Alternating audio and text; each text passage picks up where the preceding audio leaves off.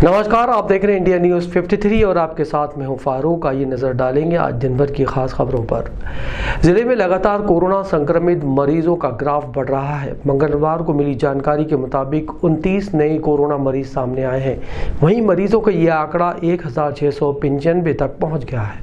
मंगलवार को जिले में नए कोरोना संक्रमित मरीज 29 सामने आए हैं, जिसके बाद जिले का कुल आंकड़ा 1695 तक पहुँच गया है, जिनमें स्वस्थ हुए मरीजों की तादाद 1461, वहीं एक्टिव मरीजों की तादाद 202 तक पहुंच गई है।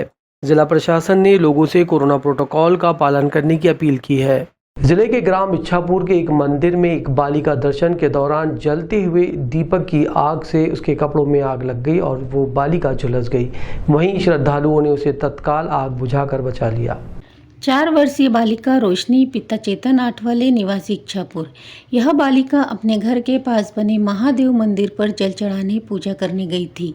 इसी दौरान जल चढ़ाते चढ़ाते वहां जल रहे दीपक से बालिका की फ्रॉक में आग लग गई, जिसे देखकर वहां मौजूद श्रद्धालुओं ने तुरंत बालिका को बचाने का प्रयास करते हुए बालिका के कपड़े फाड़ दिए।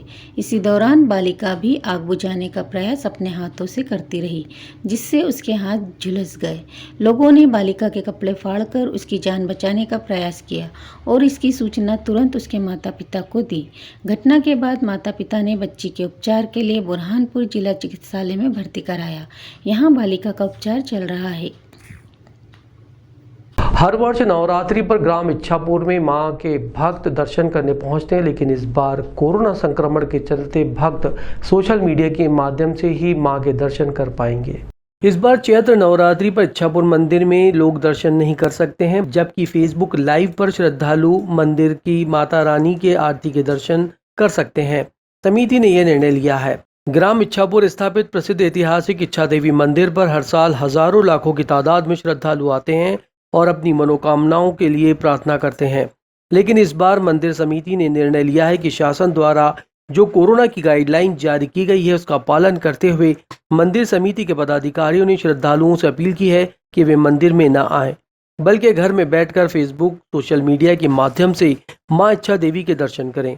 प्रशासन द्वारा जो नियम लागू किए गए हैं उसका पालन करने में मंदिर समिति का सहयोग करें। जी बताइए। आज से नववर्ष चैत्र प्रतिपदा नवरात्रि उत्सव आरंभ हो रहा है।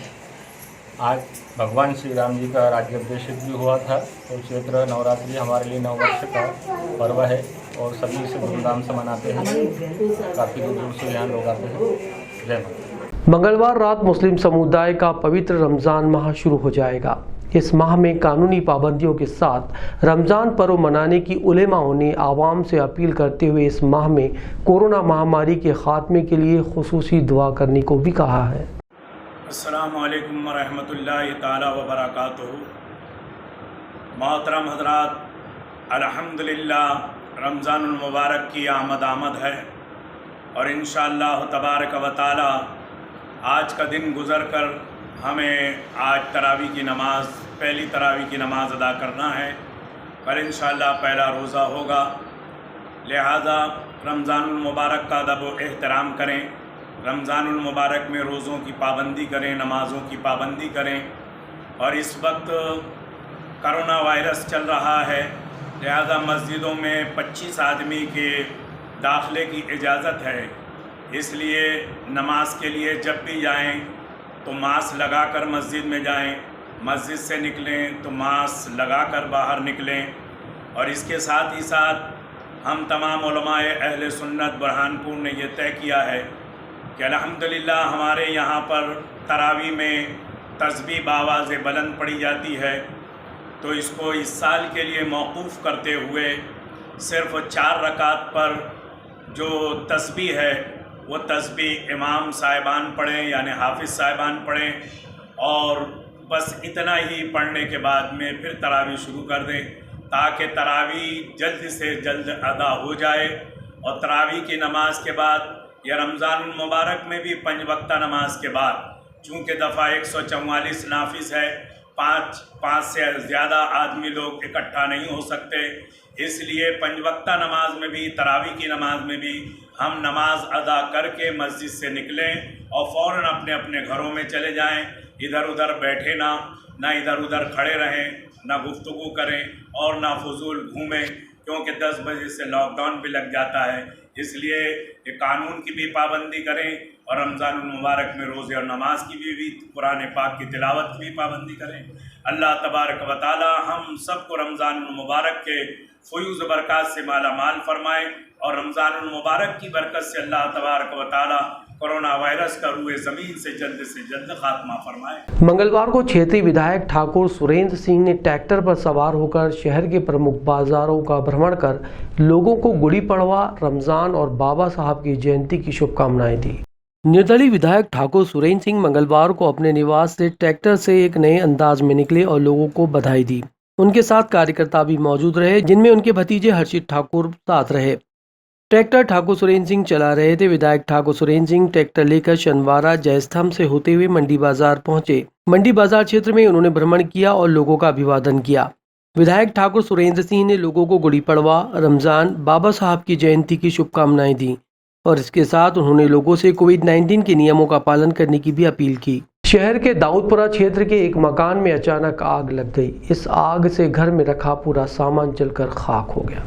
दाऊदपुरा स्थित हिंगलाज माता मंदिर के पास क्षेत्र में शाम 6:45 बजे अचानक नवीन भारत लाल पवार के घर आग लग गई और आग की लपटें निकलने लगी। आग लगे स्थान को कारखाना बताया जा रहा है। जिस घर में आग लगी उसका पूरा परिवार घटना स्थल से कुछ ही दूरी पर रहता है। आग की लपटें इतनी भयानक थी कि वो और उसके पड़ोस के मकान को भी अपने चपेट में ले रही थी।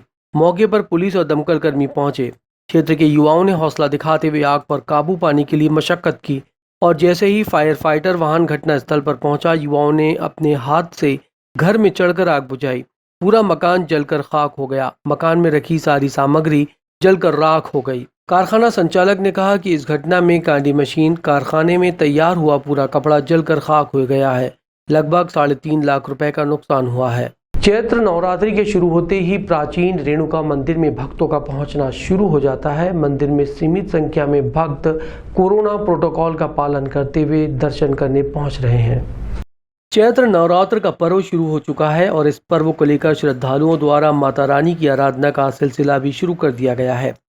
शहर के माता मंदिरों पर श्रद्धालु पहुंच रहे हैं। इसी कड़ी में शहर के ऐतिहासिक मंदिर रेणुका माता मंदिर पर भी श्रद्धालु पहुंचने लगे।